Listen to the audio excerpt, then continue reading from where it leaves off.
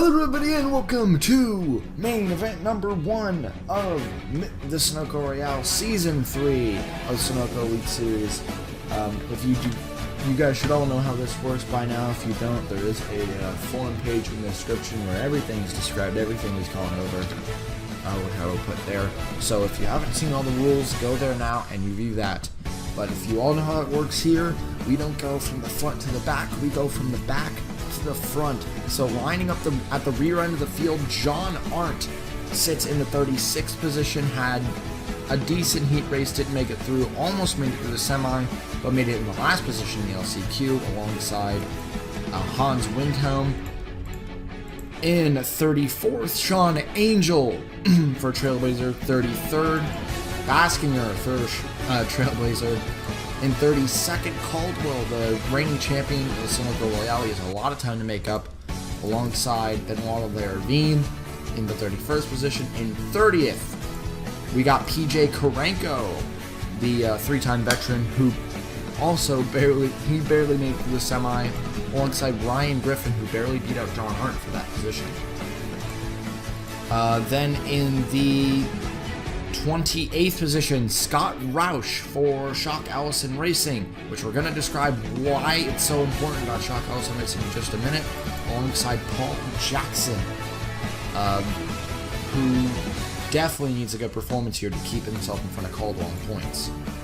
Then it's John Bunnell, one of the higher ranked Ds, but we got a higher one way up, alongside Kyron Malcher, the lowest of the Team Flames. Then it's Kenny Myatt and Sebastian Torres, a one-off for Color Hawks, and the only remaining Red Stallion racing car.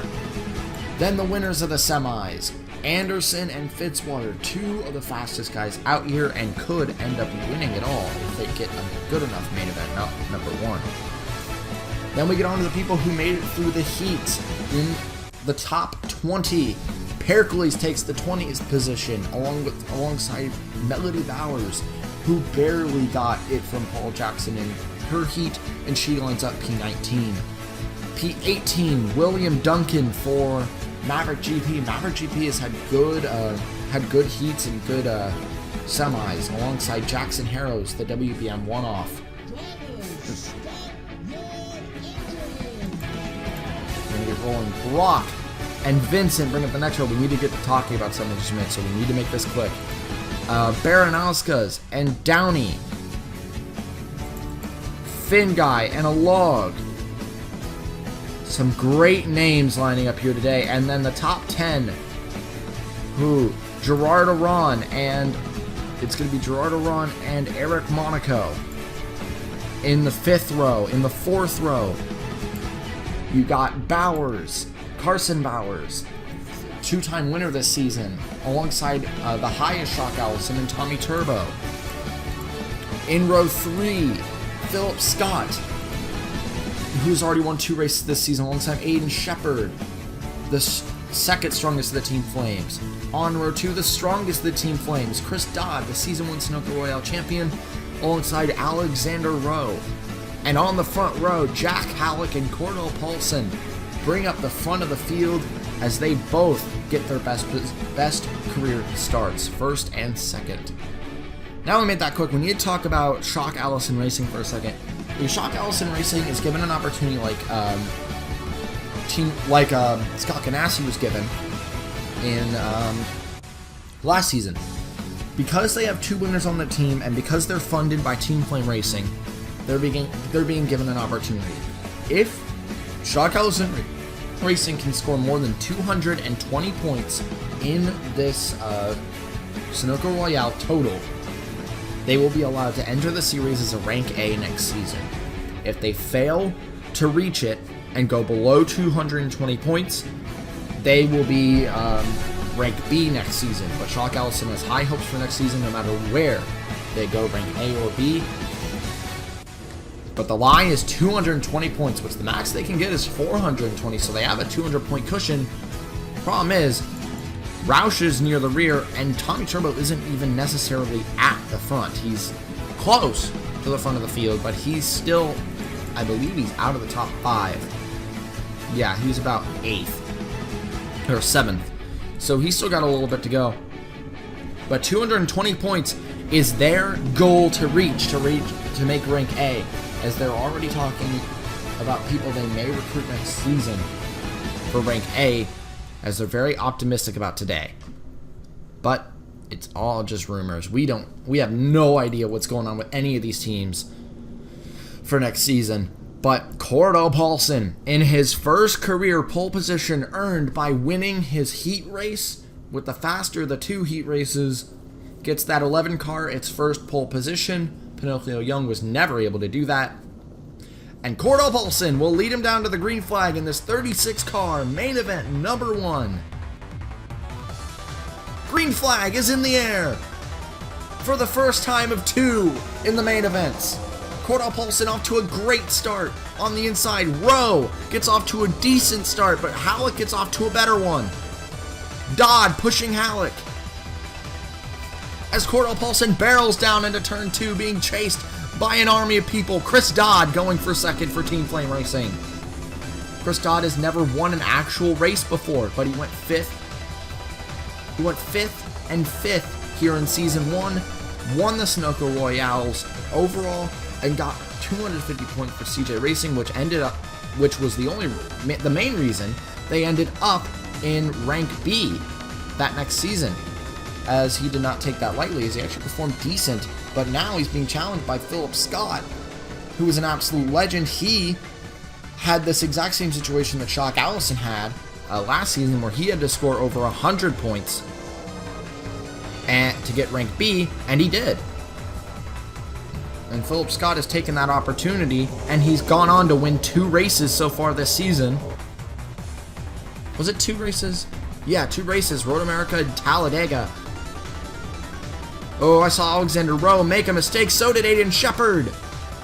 Look at Jeffrey Finguy. Finguy got off to a great start in this first main event, but he's being tailed by Tommy Turbo, who used to be on Team Flame Racing. Now he's on Shock Allison. But Jeffrey Finguy improved from P12 to P9 in his first lap, so very impressive. But your leader, Cordell Paulson, got a good lead off the start. They were able to get a small practice session in before this. Was it timed? There was no winner. Well, technically there was, but we don't know who it was. It was not timed. So these people got a little bit more practice on this track. But specifically only these guys, the highest ranked D, Gatlin Downey, still sits in a decent position. Baranowskis is actually improving. As we look toward the rear of the field, Anderson was able to get past Fitzwater as their 20th and 21st as they got past Melody Bowers.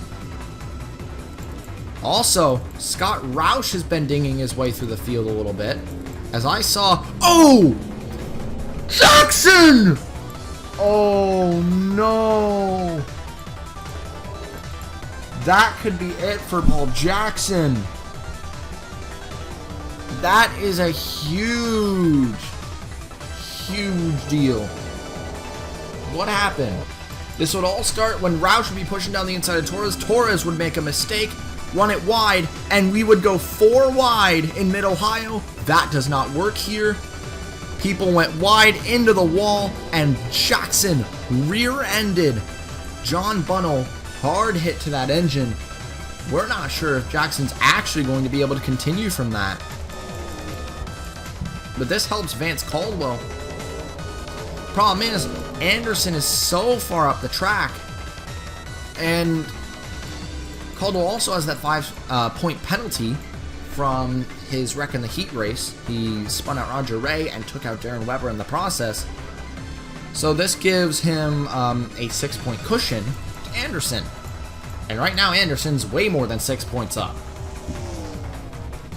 We watch, are we going to see? Yes, Jackson is in the pits as he now begins damage repairs. Bad luck, Paul Jackson, 3rd in points, just starting to improve. But, ooh, all they did was remove that roof, and they're sending him back out. Right now, Cordell Paulson continues to lead. Jack Halleck tails behind. Then he's being chased by a few of the bigger 3-time veterans Dodd is a 2-time venture because he left after season 2. He's returning now. But you also got people like Philip Scott, Gerardo Ron, Alexander Rowe, Carson Bowers, Aiden Shepard, Jeffrey Finguy. Look at all these veterans up here. Tommy Turbo, he was in the first 2 seasons. Eric Monaco, a 3-time veteran. Baranowskis is a rookie, though. Caldwell has now gotten himself into a points position, but he's still 28th place. And Anderson currently is put in 20th, so 8 position gaps. So that's not too good for Caldwell. Caldwell looks like he's going to be losing his points lead. Pericles has been improving a little bit, but he sees Anderson back there, and that's not going to be good for his points if Anderson can catch him. Pericles is 4th in points and does have a chance to take the points lead after Mid-Ohio, but he can't do it after the first main event. He can only do it after the second. Jackson is back on pace. Very impressive. Paul Jackson is not giving up yet, as he has returned back to the track. And even though with that massive front end damage, somehow he was able to keep all his cylinders, and he's still running full res as he's trying to catch the field, but he's still got a while to go. But it's a start. Brock starting to make mistakes. I think he's starting to worry about his teammates, trying to keep them in check because they're right behind him. I think they're trying to tandem together. Now that Jackson's gone, they have to start working together to get through this field without him. Roush has made the move on Anderson. Roush is digging through this field. This is what he did in his semi. He just dug straight through the field as fast as he possibly could, and it ended up working. It got him into the main event, and he's already made it past 2 of the biggest threats in the entire championship. Caldwell still struggles behind. Torres is struggling. Arndt is struggling. Bunnell had a good semi, made it through a semi, but because of all that damage, he's pretty much done. Jackson is still running 124s. Impressive. Fortunately, he's running very close to the leaders lap times. Pericles versus Baranowskis, as Downey is doing better than he qualified. Downey made an appearance here last season, didn't perform too well. Now he's come back full time, and he's close to the top 10. He qualified 13th. Now he sits 12th, so he's improved 1 spot, which may not sound like much, but that's still something. Oh, geez. Halleck versus Paulson is starting to heat up. But if these two start making mistakes trying to pass each other, they got Philip Scott, Chris Dodd, Gerardo Ron, Alexander Rowe all in their rearview mirrors. Carson Bowers, Tommy Turbo, 2 of the Team Flames. Where is the last Team Flame of Kyron Malcher? Malcher's down here with Caldwell. Coach Malcher just pulled his fastest lap of the race. So did Caldwell. Caldwell's still buried in 28th. Benoit had a bad start, so did Angel. But Baskinger actually had a good one. Baskinger's trying to get into the top 25 now. He's just got Myatt ahead of him. But it seems that Fitzwater Australia is not having the day they really wanted. Aren't near the back. Anderson and Fitzwater midfield. But they got Carson Bowers all the way up in P7. So that is something. As Jeffrey Finguy is pulling fast ones. So is Shepard. Team Flame Racing is actually pulling pretty fast laps, as they're actually on the hunt for rank A right now. So, could be a thing. Good job, Gallon Downey. Gallon Downey's up to 11th now. And challenging Shepard. Wait, did he just... Wow, that's impressive. Gatlin Downey, fastest car on track right now. He is on fire right now. This is amazing. HHR has had a bad day, started with Bunnell being wrecked by Torres along with Jackson. And they've kind of turned it around a little bit. Torres has an issue. He's in the pits now, and he's out. This puts Jackson in 33rd.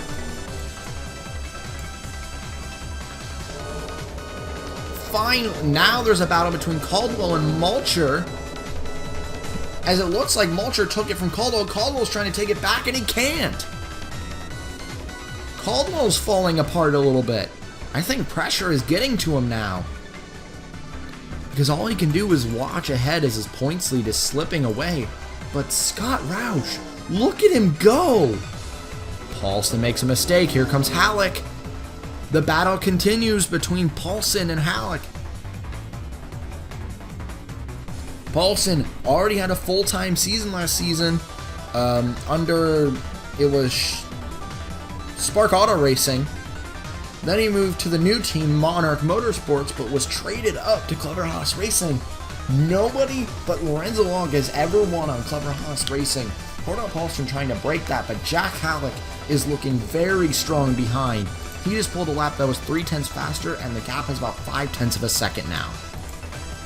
But Philip Scott and Gerard is pulling great laps. So is Carson Bowers. How's Gatlin Downey doing now? Downey had made a mistake. Fell below Baranowski's. Even though Finguy and Shepard aren't really at the front, they're still performing very well. Finguy, after that great performance in Kansas, is now sitting P9. Actually, Epic Motorsports has no relevance in the top 10. Fitzwater Australia has less relevance in the top 10 as well.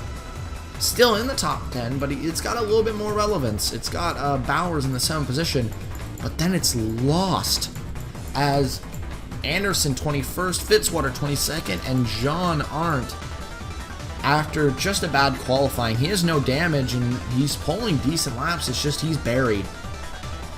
We know how fast he is. He just needs to get his bearing. I saw someone in the pits. Who was that? Duncan is in for his pit stop. This is a short pit. This is a real strategy. Okay. I thought it was another issue. It was not. This is William Duncan in for his pit stop early. So, this makes it interesting. This makes it interesting. Now, Roush in the 18th position, but that's because Duncan pit. Baranowski's. Ooh. We haven't seen Baranowski's this strong in a little while.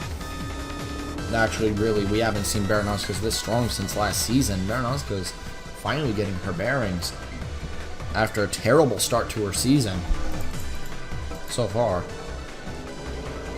Like I said, Red Stallion has that torch being carried by Torres, but now Torres is in 35th.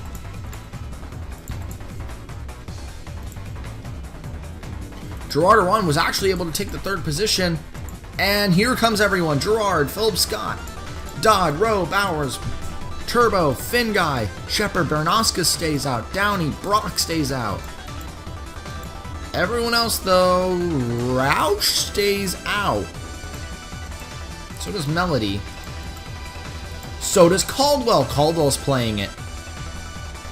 So I believe that was 5 people. Ooh, Jackson and Duncan. But Duncan has no damage and better tires, so I think Duncan's just going to overtake. It was Baranowski's, Brock, Roush, Bowers, Caldwell, Angel. From there, here's Paulson, Halleck, and Gerard coming out of the pits. Gerard has been one of the faster guys out here so far this race, as he's taken the 3rd position. He's another Clever Haas Racing member. And like I said, Lorenzo Log, the only Clever Haas Racing winner. He got it 3 times. 1 in Season 1 and 2 in Season 2. So far, though, Clever Haas Racing is winless this season. Lorenzo Log is winless this season, as Anderson was actually lining up behind Harrows and in front of Duncan because of Jackson holding him up. Jackson in and out of the pits. Arndt has an issue. Oh, poor John Arndt. From bad to worse. Baranowski's is in. Brock is in. Roush is in. Bowers is in. Caldwell's in, Angel's in. So it all goes back to Cordell Paulson. Jack Halleck. And now it looks like Gerard Aron's trying to join this picture for the win. Here's everyone. Oh, pitting later does not seem to be better. Pitting later does not seem to be better. There goes Paulson. Easily retakes his lead. Third, fourth. Still don't see Baranowski's. Actually, no. Pitting later's a lot better. Baranowski's just slipped into the 5th position. Oh, my. Where is Caldwell? That's what we should be looking for now. Caldwell slips in. Oh, there's Baskinger.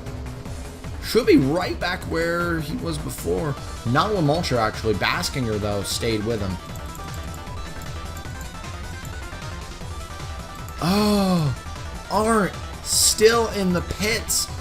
Going a lap down even to Jackson, who has major front end damage. Right now, I guess for Jackson, it's just strategy to line up at the front of the field for the next one, so. Oh, Jack Halleck and Gerard Aron, though. Now becoming threats for this race. Philip Scott's becoming a threat. Oh my god, Audra Baranowski's is now in this. Ooh, nice aggressive move out of Chris Dodd. He knows how to make a move here. And Chris Dodd overtakes Audra Baranowski's. One more time. Downey's ahead of Shepard now. Turbo lost to Shepard. Lots happened in that pit stop. Lots of things rotated. Roush is still right ahead of Anderson, though. Because actually, Anderson was able to get by Harrows through all that. But now, Caldwell has caught Fitzwater. How is this going to change this? Where is Fitzwater? Did he lose? Or did he... Okay. Yeah. Caldwell only gained about 1 to 2 spots. It's just Fitzwater had a bad pit. Problem is, Anderson is now in 19th position. Roush in 18th still has this big...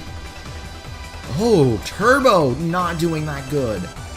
Shock Allison maybe starting to fear a little bit. As we have about 8 laps to go. Halleck! Oh my.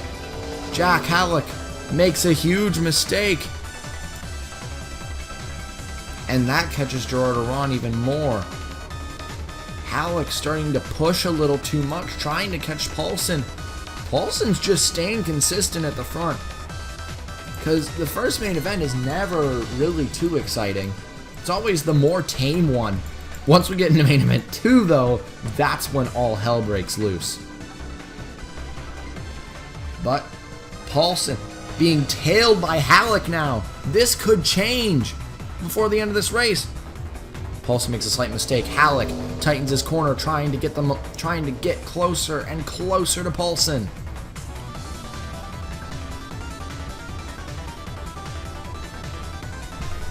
Halleck was this close early in the match, around lap 11, lap 10, I believe, and lost it.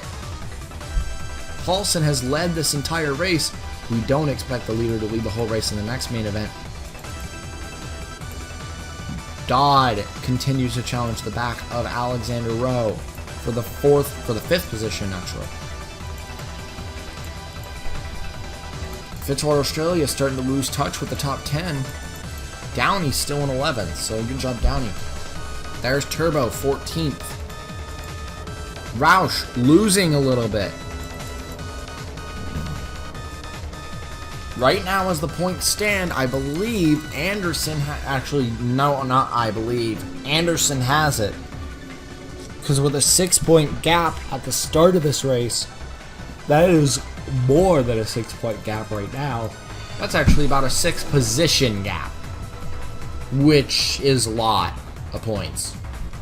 He'll probably have it out of this main event by a good 6-7 points himself. This is how Benoit ended up winning the second main event last season, too. He had a pretty bad first race, and then he came out and dominated the second one when he qualified near the front. And that was that. So this is what's happening with Benoit now. As Fitzwater is actually being able to oh! That was a tap by Caldwell. Caldwell's getting impatient with Fitzwater. Epic Motorsports has 2 cars outside of the top 20. Which you would not expect that out of a rank A team. So does Fitzwater Australia. Roush now trying to re-dig his way through the field. What is the gap now? It's about a 7/10 of a second. Halleck is a little bit faster. Iran is starting to close as well with Philip Scott. This will be Clever Haas Racing's second ever driver to win in the Sunoco Elite Series. And it'll be Halleck's first career win, and his first season, it'll be the first ever rookie winner if he can do it. A lot of people expect Halleck to go really far in this series. But now, in contention to win in Mid-Ohio is just something above that. Fastest lap on track, John Art? John Art, fastest lap on track, just pulled it with a 1:23.741. And Karanka was the second fastest. They're pulling pretty good laps out there. Cordell Paulson, 2 laps to go, and Halleck is not there. It looks like this is going to Cordell Paulson today. The second winner for Clever Haas Racing may be crowned today. Most likely will be crowned today because Halleck is losing touch a lot. The guys behind aren't fast enough to catch. No one's fast enough to catch Cordell Paulson.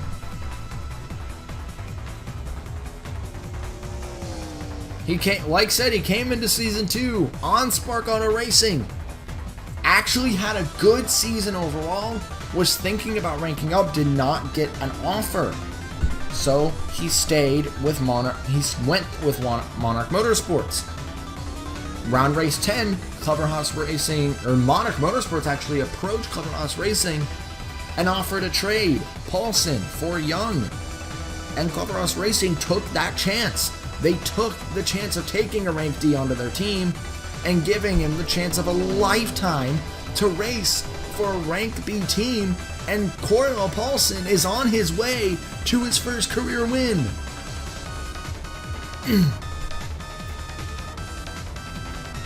Oh, Philip Scott ran it wide.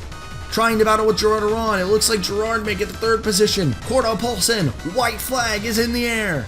If he wins, he will line up 36th on the grid for the next main event. He will line up dead last, so he'll have a long way to go to win the overall, but it could happen. Cordell Paulson. If he was on a better team in his rookie season, he could have won Rookie of the Year. Definitely could have won it, but it went to the person he ended up replacing, Pinocchio Young, who didn't even qualify for this main event. Monarch Motorsports did not qualify anyone but Hans Windhelm. Now, Cordell Paulson, because he was given the opportunity on Clever Haas, Halleck just does not have the experience, does not have the speed to catch Cordell Paulson.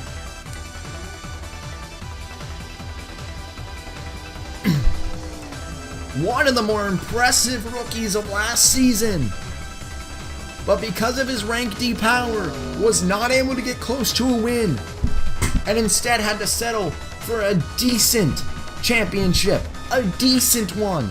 I don't think Cordell Paulson wants to go with a decent one this season. Past pit road, final corner. Cordell Paulson becomes the second ever winner for Clever Haas Racing, and he wins first main event for at Mid-Ohio. Halleck will take second. The front row at the start will be first and second. Gerardo Ron climbed a good, decent way through the field to get P3. Philip Scott P4. Rowe, P5, Thin Guy, P6, was actually able to overtake Chris Dodd, so good job Thin Guy for another good finish. Dodd 7th. Baranowska is one of her better finishes over the season in P8. Carson Bowers kept Fitzwater Australia in the top 10, and so did William Brock, as he will round out the top 10. Catlin Downey, very, very impressive performance at Mid-Ohio. gets P11, will line up 25th on the grid. Shock Allison Racing got 14th and 20th. It's a start. This means Turbo will line up 14 places from the back of the grid, which will be 22nd. And Roush will line up 16th on the grid. So they still have a little ways to go, but Roush could bring it home for him as he will line up ahead of his teammate. Anderson has taken the points lead away as Duncan overtook Caldwell, making Caldwell lose another position. Caldwell 24th. Griffin 25th. Not a good day for Epic Motorsports. Not the day they wanted. But it was the day for Cordell Paulson that he needed in this championship. Good job, Cordell Paulson. Let's go look at your finishing results of the first main event. So, Cordell Paulson wins his first career win and the second person ever win for Clever Haas Racing. Jack Halleck second, Gerard Aron third, Philip Scott fourth, Alexander Rowe rounding out the top five for Maverick GP. Two of their drivers in top five for Maverick. Finguy and Dodd for Team Flame, 6th and 7th, as their teammates Shepard got 12th, and as Malcher, I don't see where Malcher ended up. Am I blind? No, he 29th. Still ends up in the points. Bad luck for Paul Jackson and John Art, 2 rank A's, but they will line up in the top 5. Jackson 5th, Arndt in 1st. Arndt will be on pole for main event number 2. He will not get points for it, though, because it was not earned, it was given. Shock Allison Racing 14th and 20th, maybe on their way to a rank A if they can get it done. Congratulations to Cordell Paulson, but he will line up last place on the grid for main event number 2. He's just hoping he's able to get a good result there. Congratulations, Cordell Paulson. Congratulations, Jack Halleck, for his second position. That's another second position I believe he's gotten. This is his second of the season. Gerard Aron on the podium. Clever Haas Racing, 2 out of the 3 podium positions go to them. Congratulations to everyone. We'll see you in main event number 2. Ciao.